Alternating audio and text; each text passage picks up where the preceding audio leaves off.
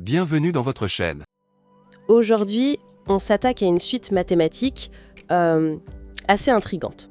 AN égale la racine carrée de n plus la racine carrée de n-1 plus jusqu'à la racine carrée de 1. Ah oui, je vois. Des racines carrées imbriquées à n'en plus finir. La question, c'est de trouver la limite quand n tend vers l'infini. D'accord. 4 options. Franchement, quand on voit ça, on se dit oula, plus n grandit, plus il y a de racines à l'intérieur. Exactement. Mission impossible, non? On sait pas trop par quelle boule prendre. Il y a une astuce? C'est une très bonne remarque. Et l'idée clé, c'est de chercher une minoration. Regardons la formule. Prenons tout ce qu'il y a sous la première racine après le n. C'est racine de n-1 plus, etc. Oui.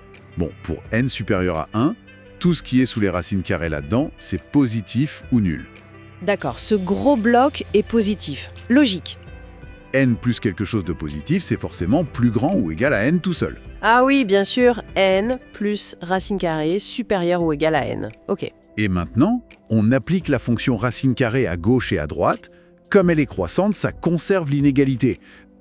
Donc racine de n plus racine carrée supérieure ou racine de n.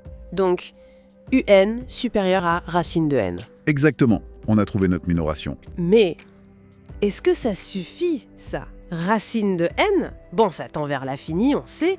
Mais est-ce que à n pourrait pas faire autre chose? Genre converger juste un peu au-dessus ou... Je sais pas. C'est une excellente question. Et c'est là que les théorèmes de comparaison sont puissants. On sait que limite n tend vers plus l'infini, racine de n est plus l'infini. Oui, Et comme notre suite AN est toujours au-dessus ou égale à racine de n, elle est obligée de suivre.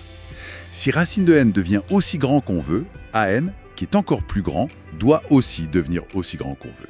Il n'y a pas le choix. ah, d'accord, donc elle peut pas rester coincée à une valeur finie. Non. Elle est entraînée vers plus l'infini par sa minoration. C'est le théorème de comparaison, tout simplement. Donc la limite L de notre suite UN, c'est plus l'infini. Et ça correspondait à la réponse C du QCM. Tout à fait. C'est quand même intéressant.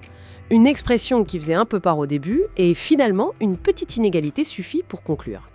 Donc, pour résumer un peu, face à cette suite UN avec ses racines imbriquées, la clé, c'était pas de se perdre dedans, Non, surtout pas. c'était de trouver une comparaison intelligente. C'est une technique très classique en analyse. Quand l'évaluation directe est trop dure, cherchez des bornes, des comparaisons.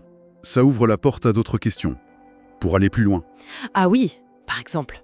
on pourrait se demander qu'est-ce qui se passerait si au lieu d'avoir n plus racine carrée, on avait eu n fois racine carrée.